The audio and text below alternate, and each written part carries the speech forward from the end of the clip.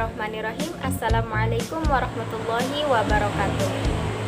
Baik, saya akan memaparkan submateri yang pertama, yaitu tentang kasih sayang. Kasih sayang merupakan pola hubungan yang unik antara dua orang manusia atau lebih. Kasih sayang ini didasari dengan adanya rasa kasih sayang, saling mengasihi, saling mencintai, saling memperhatikan, dan saling memberi. Kasih sayang ini juga dapat dikatakan sebagai kebutuhan alami manusia. Nah, berbicara tentang kasih sayang, tidak luput dari kasih sayang terhadap anak.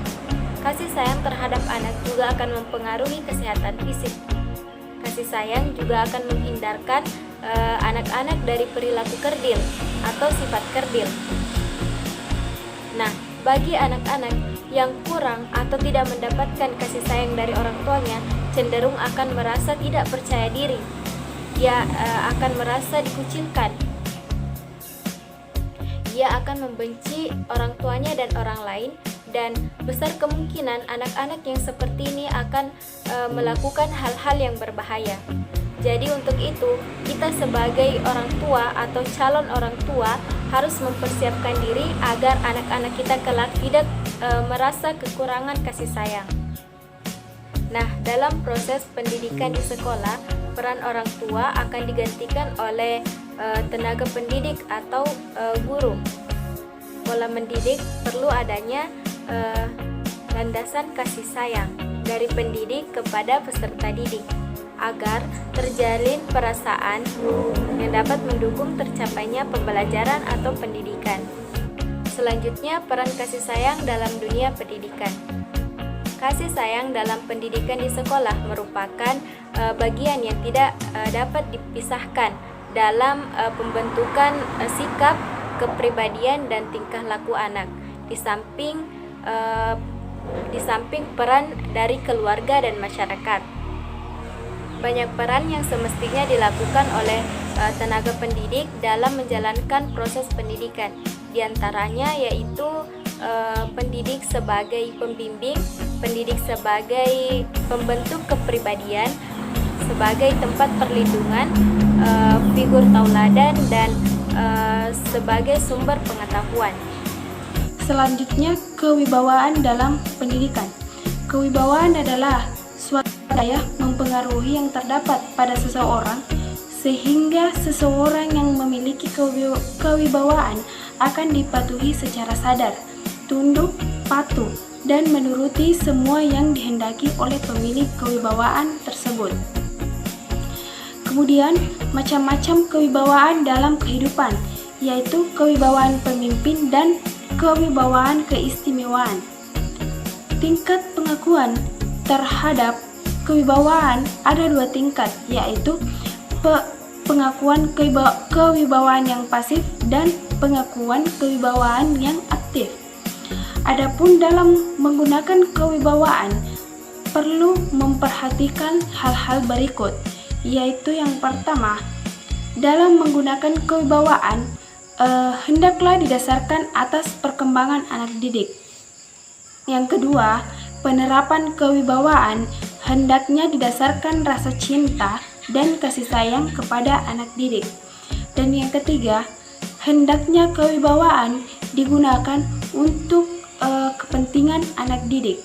Dan yang keempat, hendaknya kewibawaan digunakan dalam suasana pergaulan antara pendidik dan anak didik. Mempertahankan kewibawaan dalam pendidikan. Kewibawaan yang dimiliki pendidik pada suatu saat akan mengalami masa-masa krisis, yaitu tampak melemah, sehingga tugas pendidik harus tetap menegakkan kewibawaan yang dimilikinya tersebut.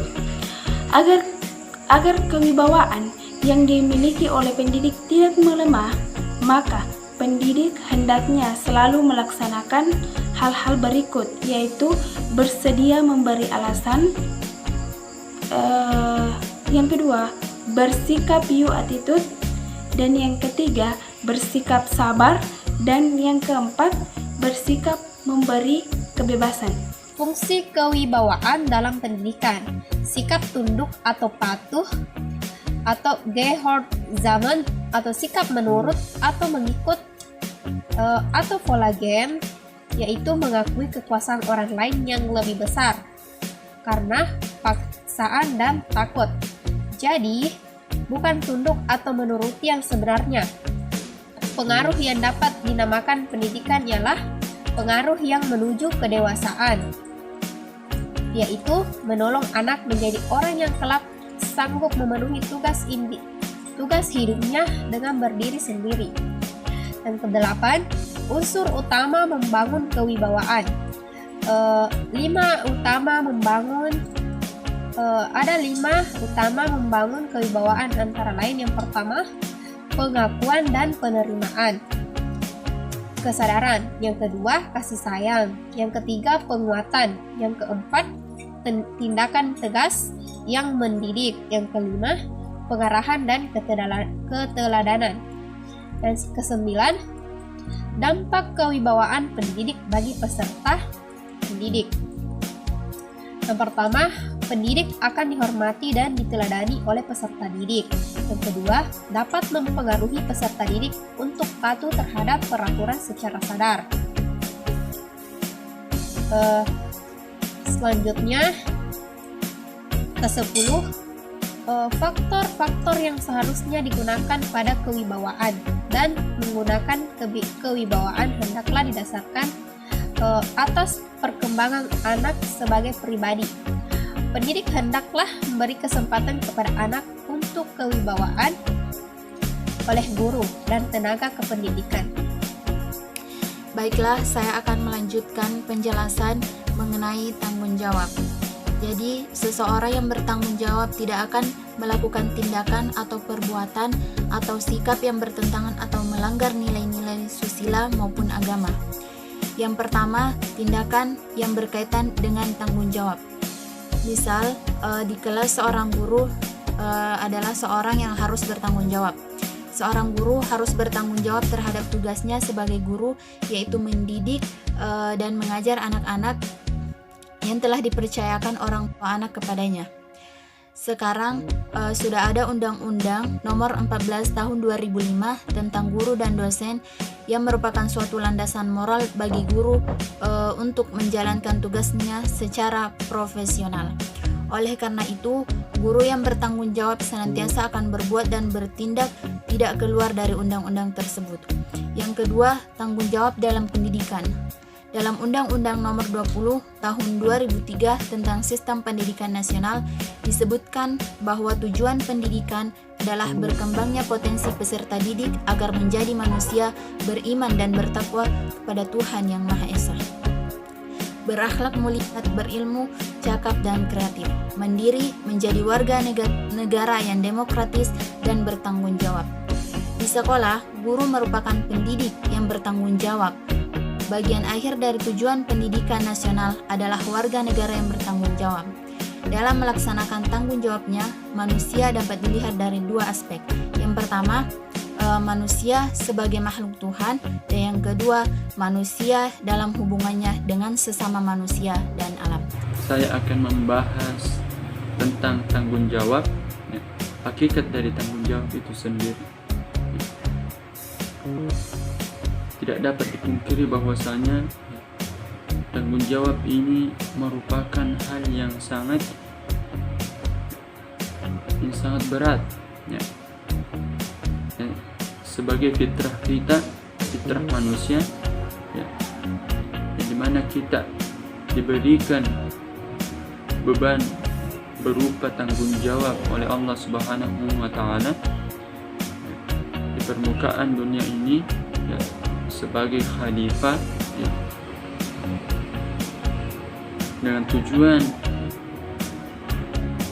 untuk memperbaiki, untuk menjaga semua hasil ciptaan Allah Subhanahu wa Ta'ala, ya, melakukan kebaikan-kebaikan, ya, baik itu hablu minallah, ya, hubungan kita kepada Allah, baik itu hablum minan nas, hubungan kita terhadap sesama, ya. Itu semuanya akan kita bertanggungjawabkan, ya, di akhirat kelak. Adapun menurut Abdurrahman An-Nahlawi yang menyatakan bahwasanya tanggung jawab adalah mendidik individu agar beriman kepada Allah Subhanahu wa taala, melaksanakan syariatnya,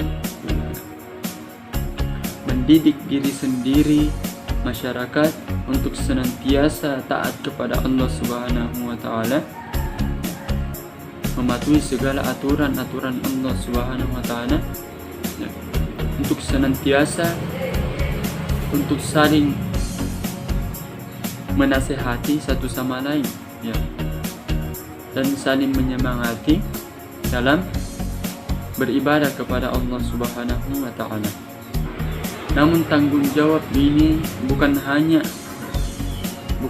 sekadar untuk mereka atau peserta didik kita, tidak, akan tetapi cakupan dari tanggung jawab itu sangatlah luas, terutama kepada diri kita sendiri, sebagaimana kita akan mempertanggungjawabkan apa yang kita lakukan di permukaan dunia ini, semasa kita hidup, semasa kita dibebankan oleh syariat, itu yang akan kita pertanggungjawabkan di hadapan Allah nantinya. Begitupun tanggung jawab kita sebagai guru atau pendidik, bagaimana cara kita, apa yang kita sumbangkan atau apa yang kita berikan kepada peserta didik agar supaya syariat Islam ini terus merata, terus terjalin, sehingga anak didik kita merasakan yang namanya Islam yang mulia. Adapun hakikat dari tanggung jawab itu sendiri, tujuan kita sebagai guru tentunya atau pendidik, tak jauh dan tak lain adalah sebagai sarana untuk mencerdaskan umat, mencerdaskan anak didik kita, terutama di bidang pendidikan. Bagaimana cara kita mendidik siswa-siswa yang menjadi tanggung jawab kita, tanggung jawab profesi kita, pendidikan, otomatis yang harus kita bina sejak dini adalah diri kita sendiri. Bagaimana cara kita mempersiapkan diri kita untuk terus menimba ilmu, terutama ilmu agama, kemudian diamalkan kepada anak didik kita di sekolah, kepada keluarga kita, kerabat kita, begitupun kepada masyarakat.